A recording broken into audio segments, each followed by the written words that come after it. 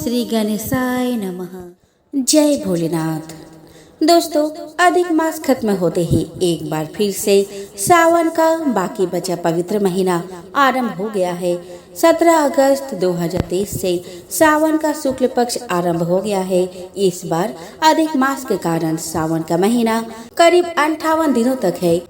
इस वर्ष सावन में कुल 8 सोमवार व्रत रखे जाएंगे, जिसमें से 6 सावन सोमवार पूरे हो चुके हैं और आज सावन का 7वां सोमवार है। सावन का 7वां सोमवार बहुत ही खास है, क्योंकि इस दिन पंचमी का त्योहार भी मनाया जाएगा। भगवान भोलेनाथ की कृपा पाने के लिए सावन सोमवार का विशेष महत्व होता है। धार्मिक मान्यताओं के अनुसार जो भक्त सावन सोमवार पर विधि विधान के साथ भगवान शिव और माता पार्वती की पूजा करता है, उसका दाम्पत्य जीवन सुखी और हर तरह की सुख समृद्धि की प्राप्ति होती है। दोस्तों, सावन सोमवार व्रत करने से भगवान शिव प्रसन्न होते हैं। सावन का 7वां सोमवार 21 अगस्त यानी कि आज है। हिंदू पंचांग के अनुसार सावन के 7वें सोमवार पर शुक्ल पक्ष की पंचमी तिथि भी है और सावन शुक्ल पक्ष की पंचमी तिथि पर नाग पंचमी का त्योहार मनाया जा रहा है। सावन सोमवार और नाग पंचमी के संयोग पर शिव उपासना का महत्व काफी बढ़ गया है, क्योंकि नाग पंचमी पर नाग देवता की पूजा होती है और सावन सोमवार पर भगवान शिव की। आइए दोस्तों, अब देख लेते हैं 7वां सोमवार 2023 के शुभ मुहूर्त के बारे में। दोस्तों, सावन माह के शुक्ल पक्ष की पंचमी तिथि 21 अगस्त 2023 को सुबह 12:21 से 22 अगस्त 2023 को प्रातः 2 बजे तक रहेगी। भगवान शिव और नाग देवता की पूजा का मुहूर्त 21 अगस्त को सुबह 6:21 से सुबह 8:53 तक है। शुभ योग रहेगा सुबह 9:31 से सुबह 11:06 तक। सावन महीने के प्रत्येक सोमवार को भगवान शंकर के मंदिर में जाकर उनकी पूजा करनी चाहिए और संभव हो तो निराहार व्रत करना चाहिए अथवा एक भुक्त अर्थात एक समय भोजन करना चाहिए। इससे भगवान शंकर प्रसन्न होते हैं। हिंदू धर्म में सांपों की पूजा करने का विशेष विधान है। धार्मिक मान्यताओं के अनुसार नाग पंचमी के दिन नागों की पूजा करने से जीवन के संकटों का नाश होता है, साथ ही मनोवांछित फल की प्राप्ति होती है। दोस्तों, सोमवार के दिन शंकर भगवान को समर्पित होता है। आज के दिन भक्त भोलेनाथ को प्रसन्न करने के लिए विशेष पूजा अर्चना करते हैं। कुछ लोग आज के दिन व्रत भी रखते हैं ताकि शिव की विशेष कृपा प्राप्त की जा सके। बाबा भोलेनाथ के आशीर्वाद के लिए आप भी सोमवार का व्रत कर रहे हैं तो शिव व्रत कथा को सुनकर इस उपवास को पूरा करें। तो चलिए दोस्तों, हम श्रवण करें शिव जी की पवित्र कथाएं। प्राचीन काल में एक धनी व्यक्ति था जिसके पास सभी प्रकार की धन दौलत एवं शोहरत थी, लेकिन दुर्भाग्य यह था कि उस व्यक्ति की कोई संतान न थी। इस बात का दुख उसे हमेशा सताता था, लेकिन वह और उसकी पत्नी दोनों शिव भक्त थे। दोनों ही भगवान शिव की आराधना में सोमवार की व्रत रखने लगे। उनकी सच्ची भक्ति को देखकर माँ पार्वती ने शिव भगवान से उन दोनों दंपति की सोनी गोद को भरने का आग्रह किया। परिणाम स्वरूप शिव जी के आशीर्वाद से उनके घर में पुत्र ने जन्म लिया, लेकिन बालक के जन्म के साथ ही एक आकाशवाणी हुई, यह बालक अल्पायु का होगा। 12 साल की आयु में इस बालक को मृत्यु हो जाएगी। इस भविष्य कथन के साथ उस व्यक्ति को पुत्र प्राप्ति की अधिक खुशी न थी। उसने अपने बालक का नाम अमर रखा। जैसे जैसे अमर थोड़ा बड़ा हुआ, उस धनी व्यक्ति ने उसको शिक्षा के लिए काशी भेजना उचित समझा। उसने अपने साले को अमर के साथ काशी भेजने का निश्चय किया। अमर अपने मामा जी के साथ काशी की ओर चल दिए। रास्ते में उन्होंने जहाँ जहाँ विश्राम किया, वहाँ वहाँ उन्होंने ब्राह्मणों को दान दक्षिणा दी। चलते चलते वे एक नगर में पहुँच गए, जहाँ पर एक राजकुमारी के विवाह का समारोह चल रहा था। उस राजकुमारी का दूल्हा एक आग से काना था। यह बात दूल्हे के परिवार वालों ने राजा परिवार से छिपा कर रखी थी। उन्हें इस बात का डर था कि यह बात अगर राजा को पता चल गई तो यह शादी नहीं होगी। इसीलिए दूल्हे के घर वालों ने अमर से झूठ मूठ का दूल्हा बनने का आग्रह किया और वह उनके आग्रह को मना न कर सका। इस प्रकार उस राजकुमारी के साथ अमर की शादी हो गई, लेकिन वह उस राजकुमारी को धोखे में नहीं रखना चाहता था। इसीलिए उसने राजकुमारी की चुनरी में इस घटनाक्रम की पूरी सच्चाई लिख दी। राजकुमारी ने जब अमर के उस संदेश को पढ़ा तब उसने अमर को ही अपना पति माना और काशी से वापस लौटने तक उसका इंतजार करने को कहा। अमर और उसके मामा वहां से काशी की ओर चल दिए। समय का पहिया आगे बढ़ता रहा। उधर अमर हमेशा धार्मिक कार्यों में लगा रहता था। जब अमर ठीक 12 साल का हुआ तब वह शिव मंदिर में भोले बाबा को बेलपत्तियां चढ़ा रहा था। उसी समय वहां यमराज उसके प्राण लेने पधार गए, लेकिन उससे पहले भगवान शिव ने अमर की भक्ति से प्रसन्न होकर उसे दीर्घायु का वरदान दे दिया। परिणाम स्वरूप यमराज को खाली हाथ लौटना पड़ा। बाद में अमर काशी से शिक्षा प्राप्त करके अपने पत्नी के साथ घर लौटा। यह एक धार्मिक और ज्ञानवर्धक कहानी है। इसको सुनकर अपने अज्ञान के द्वार को खोलिए और समझिए भगवान शिव ने पार्वती जी को बताई अनोखी बात और उसका अनुसरण अच्छे रूप और लोक कल्याण में करे। जब पार्वती ने बनाया भोजन तो शिव जी ने पार्वती जी को बताई अनोखी बात। एक बार माता पार्वती ने भगवान शिव से कहा कि प्रभु, मैंने पृथ्वी पर देखा है जो व्यक्ति पहले से ही अपने प्रारब्ध से दुखी है, आप उसे और ज्यादा दुख प्रदान करते हैं, और जो सुख में है आप उसे दुख नहीं देते। भगवान ने इस बात को समझाने के लिए माता पार्वती को धरती पर चलने के लिए कहा और दोनों ने इंसानों के रूप में पति पत्नी का रूप लिया और एक गांव के पास डेरा जमाया। शाम के समय भगवान ने माता पार्वती से कहा कि हम मनुष्य रूप में यहाँ आए हैं, इसीलिए यहाँ के नियमों का पालन करते हुए हमें यहाँ भोजन करना होगा। इसीलिए मैं भोजन की सामग्री की व्यवस्था करता हूँ, तब तक तुम भोजन बनाने की व्यवस्था बनाओ। भगवान के जाते ही माँ पार्वती रसोई में चूल्हे को बनाने के लिए बाहर से ईंटें लेने गई और गांव में कुछ जर्जर हो चुके मकानों से ईंटें लाकर चूल्हा तैयार कर दिया। चूल्हा तैयार होते ही भगवान वहां पर बिना कुछ लाए ही प्रकट हो गए। माता पार्वती ने उनसे कहा कि आप तो कुछ लेकर नहीं आए, भोजन कैसे बनेगा? भगवान बोले, पार्वती, अब तुम्हें इसकी जरूरत नहीं पड़ेगी। भगवान ने माता पार्वती से पूछा कि तुम चूल्हा बनाने के लिए इन ईंटों को कहाँ से लेकर आई? तो माता पार्वती ने कहा कि प्रभु, इस गांव में बहुत से ऐसे घर भी हैं जिनका रख रखाव सही ढंग से नहीं हो रहा है। उनकी जर्जर हो चुकी दीवारों से मैं ईंट निकाल कर ले आई हूँ। भगवान ने फिर कहा कि जो घर पहले से खराब थे तुमने उन्हें और खराब कर दिया। तुम ईंट उन सही घरों की दीवार से भी तो ला सकती थी। माता पार्वती बोली कि प्रभु, उन घरों में रहने वाले लोगों ने उनका रख रखाव बहुत सही तरीके से किया है और वो घर सुंदर भी लग रहे थे। ऐसे में उनकी सुंदरता को बिगाड़ना उचित नहीं होता। भगवान बोले कि पार्वती, यही तुम्हारे द्वारा पूछे गए प्रश्न का उत्तर है। जिन लोगों ने अपने घर का रख रखाव अच्छी तरह से किया है, यानी सही कर्मों से अपने जीवन को सुंदर बना रखा है, उन लोगों को दुख कैसे हो सकता है? मनुष्य के जीवन में जो भी सुखी है वो अपने कर्मों के द्वारा सुखी है और जो दुखी है वो अपने कर्मों के द्वारा ही दुखी है। इसलिए हर एक मनुष्य को अपने जीवन में ऐसे ही कर्म करने चाहिए कि जिससे इतनी मजबूत वो खूबसूरत इमारत खड़ी हो कि कभी भी कोई भी उसकी एक ईंट भी निकालने ना पाए। भगवान शिव को शक्ति का भंडार कहा जाता है। इसी कारण उन्हें महान देवी देवताओं में से एक माना जाता है। इसी कारण संसार में सदियों से उनकी पूजा की जा रही है। सावन माह तो पूरा भगवान शिव को ही समर्पित है। इस पूरे माह में भगवान शिव की विधिवत पूजा करने से शुभ फलों की प्राप्ति होती है। जीवन दान देने वाले भगवान शिव को लेकर काफी कहानियां प्रचलित है। ऐसे ही शिव पुराण में अनेक रूप को लेकर कई कहानियां हैं।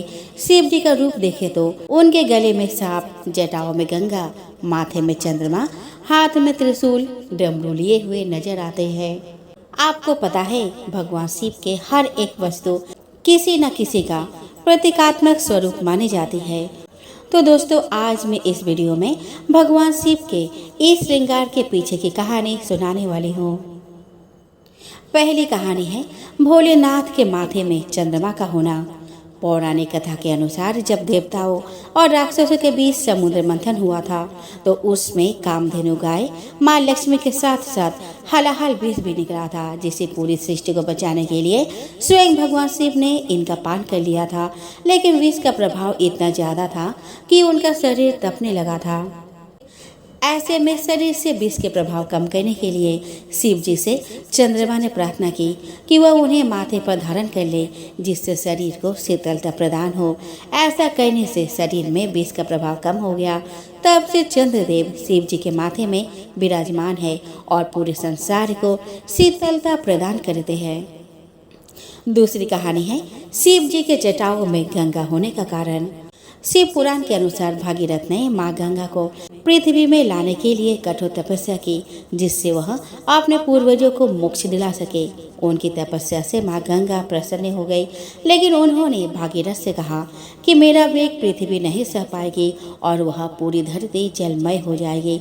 ऐसे में भागीरथ ने भगवान शिव से प्रार्थना की। इससे प्रसन्न होकर भगवान शिव ने माँ गंगा को अपने जटा में धारण किया और सिर्फ एक जटा ही खोली, जिससे कि पृथ्वी में माँ गंगा अवतरित हो सके।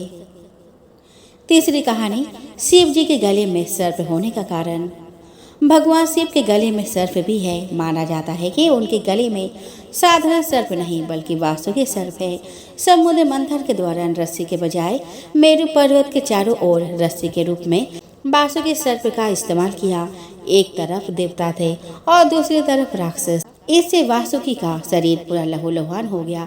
यह देखकर भगवान शिव अति प्रसन्न हो गए और उन्हें आभूषण के रूप में गले में धारण कर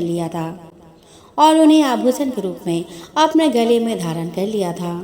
शिव जी के हाथों में त्रिशूल की कहानी। दोस्तों, पौराणिक कथाओं के अनुसार भगवान शिव जब प्रकट हुए थे तब उनके साथ रज, तम और सतगुण भी प्रकट हुए थे। माना जाता है कि इन्हीं तीनों गुणों से मिलकर त्रिशूल बना था।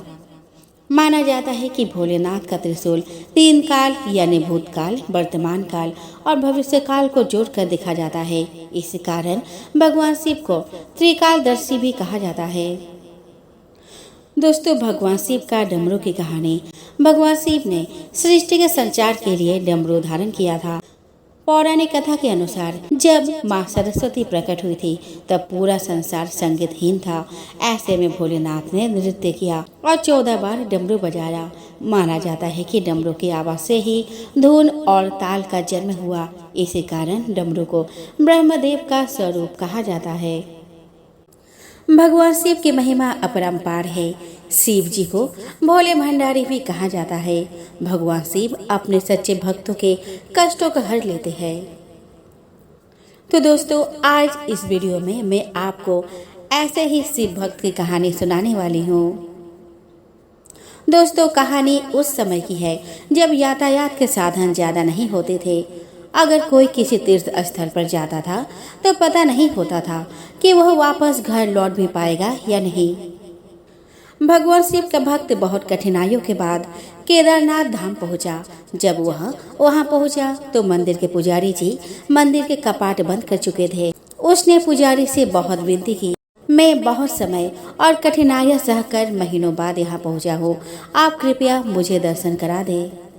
पुजारी जी ने बहुत विनम्रता से बोला कि इस मंदिर का नियम है कि इसके कपाट 6 महीने खुलते हैं और 6 महीने बंद रहते हैं। अगर एक बार कपाट बंद हो जाए तो 6 महीने बाद ही खुलेंगे। अब आपको 6 महीने बाद ही आना पड़ेगा। यहाँ पर जीवन बहुत कठिन है क्योंकि यहाँ बहुत ज़्यादा ठंडा पड़ती है, आप यहाँ नहीं रह सकते। इतना कहकर पुजारी जी वहाँ से चले गए। भगवान शिव का भक्त उनका नाम स्मरण करने लगा। प्रभु, आप तो जानते हैं कि मैं कितने श्रद्धा भावना से यहाँ पहुँचा हूँ। रास्ते में आने वाली कठिनाइयों के बाद मेरा मन विचलित नहीं हुआ था, क्योंकि मेरे मन में आपके दर्शन की ही लालसा थी। उनकी आंखों से अश्रुधारा बह रही थी। उसे भूख और प्यास भी लगी थी। कुछ समय पश्चात वहाँ पर एक साधु बाबा आए। उन्होंने उसका हालचाल पूछा। शिव भक्त ने अपनी सारी व्यथा उनको सुना दी। साधु बाबा ने उसे पीने को पानी और खाने को भोजन दिया। उसे हौसला दिया कि मुझे विश्वास है कि कल मंदिर के कपाट अवश्य खुलेंगे। साधु बाबा से बात करते करते कब शिव भक्त को नींद आ गई, उसे पता ही नहीं चला। सुबह जब सूर्य के प्रकाश से उसकी नींद खुली तो क्या दिखता है कि पुजारी जी पूरे मंडली के साथ मंदिर के कपाट खोल रहे हैं। वह पुजारी जी के पास गया और कहने लगा कि आप तो कहते थे कि कपाट 6 माह के बाद ही खुलेगा। पंडित जी को उस भक्त का स्मरण आया कि इसने मुझसे कपाट खोलने की विनती की थी। पंडित जी ने कहा कि मैं तो 6 महीने के बाद ही आया हूँ। फिर शिव भक्त ने पंडित जी को उस साधु बाबा के मिलने का पूरा प्रसंग सुनाया। पूरा वृतांत सुनकर पुजारी जी स्तब्ध रह गए कि कैसे कोई 6 महीने तक बिना किसी साधन के इस ठंड में कैसे जीवित रह सकता है। पुजारी जी उस भक्त के चरणों में गिर गए। वो कहने लगे कि कितने वर्ष बीत गए मंदिर में सेवा करते, लेकिन कभी प्रभु के दर्शन नहीं कर पाया। लेकिन तुम्हारी आस्था सच्ची है।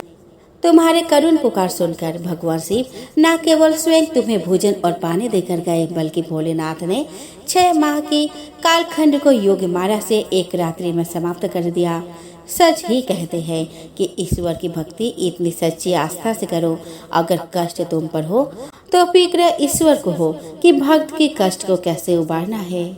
ओम नमः शिवाय। हर हर महादेव। प्राचीन काल में एक सेठ जी के 7 पुत्र थे। 7 के विवाह हो चुके थे। सबसे छोटे पुत्र की पत्नी श्रेष्ठ चरित्र की, विदुषी और सुशील थी, परंतु उसके भाई नहीं था। एक दिन बड़ी बहू ने घर लिपने को पीली मिट्टी लाने के लिए सभी बहुओं को साथ चलने को कहा, तो सभी ने डलिया और खुरपी लेकर मिट्टी खोदने लगे। तभी वहाँ एक सर्प निकला, जिसे बड़ी बहू खुरपी से मारने लगी। यह देखकर छोटी बहू ने उसे रोकते हुए कहा कि मत मारो इसे, यह बेचारा निरपराध है। यह सुनकर बड़ी बहू ने उसे नहीं मारा। तब सर्प एक और जा बैठा। तब छोटी बहू ने उससे कहा, हम अभी लौट कर आती है, तुम यहाँ से जाना मत। यह कहकर वह सबके साथ मिट्टी लेकर घर चली गई और वह कामकाज में फंसकर सर्प से जो वादा किया था उसे भूल गई। उसे दूसरे दिन वह बात याद आई तो वह सबको साथ लेकर वहां पहुंची और सर्प को उस स्थान पर बैठा देखकर वह बोली कि सर्प भैया नमस्कार। सर्प ने कहा, तो भैया कह चुकी है, इसीलिए तुझे छोड़ देता हूँ, नहीं तो झूठी बात कहने के कारण तुझे अभी डस लेता। वह बोली, भैया मुझसे भूल हो गई, उसकी क्षमा मांगती हो। तब सर्प बोला, अच्छा तो आज से मेरी बहन हुई और मैं तेरा भाई हुआ, तुझे जो मांगना हो मांग ले। वह बोली, भैया मेरा कोई नहीं है, अच्छा हुआ जो तू मेरा भाई बन गया। कुछ दिन व्यतीत होने पर वह सर्प मनुष्य का रूप रखकर उसके घर आया और बोला, मेरी बहन को भेज दो। सबने कहा कि इसके तो कोई भाई नहीं था। तो वह बोला, मैं दूर के रिश्ते में इसका भाई हूँ, बचपन से ही बाहर चला गया था। उसके विश्वास दिलाने पर घर के लोगों ने छोटी को उसके साथ भेज दिया। उसने मार्ग में बताया कि मैं वही सर्प हूँ, इसीलिए तू डरना नहीं और जहाँ चलने में कठिनाई हो वहाँ मेरी पूंछ पकड़ लेना। छोटी बहू ने उसके कहे अनुसार ही किया और इस प्रकार वह उसके घर पहुँच गई। वहाँ के धन ऐश्वर्य को देखकर वह चकित हो गई। एक दिन सर्प की माता ने उससे कहा, मैं एक काम से बाहर जा रही हूँ, तुम अपने भाई को ठंडा दूध पिला देना। उसे यह बात ध्यान न रही और उसने गर्म दूध पिला दिया, जिसमें उसका मुंह पूरी तरह से जल गया। यह देखकर सर्प की माता बहुत क्रोधित हुई, परंतु सर्प के समझाने पर शांत हो गई। तब सर्प ने कहा कि बहन को अब उसके घर भेज देना चाहिए। तब सर्प और उसके पिता ने उसे बहुत सा सोना, चांदी, जवाहरत, वस्त्र, आभूषण आदि देकर उसके घर पहुंचा दिया। इतना ढेर सारा धन देखकर बड़ी बहू ने ईर्ष्या से कहा कि भाई तो बड़ा धनवान है, तुझे तो उससे और भी धन लाना चाहिए था। सर्प ने यह वचन सुना तो वह सब वस्तुएं सोने की लाकर दे दी। यह देखकर बड़ी बहू ने कहा, इन्हें झाड़ने के लिए झाड़ू भी सोने की होनी चाहिए। तब सर्प ने झाड़ू भी सोने की लाकर रख दी। सर्प ने छोटी बहू को हीरा मणियों का एक अद्भुत हार दिया। उसकी प्रशंसा उस देश की रानी भी सुनी और वह राजा से बोली कि सेठ की छोटी बहू का हार यहाँ आना चाहिए। राजा ने मंत्री को हुक्म दिया कि वह हार लेकर शीघ्र यह उपस्थित हो। मंत्री ने सेठ जी से जाकर कहा कि महारानी जी छोटी बहू का हार पहनेगी, वह उससे लेकर मुझे दे दो। सेठ जी ने डर के कारण छोटी बहू से हार मंगा कर दे दिया। छोटी बहू को यह बात बहुत बुरी लगी। उसने अपने सर्प भाई को याद किया और आने पर वह प्रार्थना की, भैया रानी ने हार छीन लिया है, तुम कुछ ऐसा करो कि जब वह हार उसके गले में रहे तब तक के लिए सर्प बन जाए और जब वह मुझे लौटा दे तब हीरो और मरियो का हो जाए। सर्प ने ठीक वैसा ही किया। जैसे ही रानी ने हार पहना वैसे ही वह सर्प बन गया। यह देखकर रानी चीख पड़ी और रोने लगी। यह देखकर राजा ने सेठ के पास खबर भेजी कि छोटी बहू को तुरंत भेजो। सेठ जी डर गए कि राजा ना जाने क्या करेगा। वे स्वयं छोटी बहू को साथ लेकर उपस्थित हुए। राजा ने छोटी बहू से पूछा, तूने क्या जादू किया है? मैं तुझे दंड दूंगा। छोटी बहू बोली कि राजन, धृष्टता क्षमा कीजिए, यह हार ही ऐसा है। मेरे गले में हीरो और मरियो का रहता है और दूसरे के गले में सर्प बन जाता है। यह देखकर राजा को उसकी बात का विश्वास हो गया और उसने प्रसन्न होकर उसे ढेर सारा मुद्राएं और पुरस्कार भी दी। छोटी बहू वह हार और उन पुरस्कारों को लेकर घर लौट आई। उसके धन को देखकर बड़ी बहू ईर्ष्या के कारण उसके पति को सिखाया कि छोटी बहू के पास कहीं से धन आया है। यह सुनकर उसके पति ने अपने पत्नी को बुलाकर कहा कि ठीक ठीक बता कि यह धन तुझे कौन देता है। तब वह सर्प को याद करने लगी। तब उसी समय सर्प ने प्रकट होकर कहा कि यदि मेरे धर्म बहन के आचरण पर संदेह प्रकट करेगा तो मैं उसे खा लूंगा।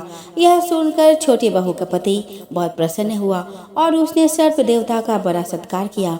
उसी दिन से नाग पंचमी का त्योहार मनाया जाता है और स्त्रियां सर्प को भाई मानकर उसकी पूजा करती है।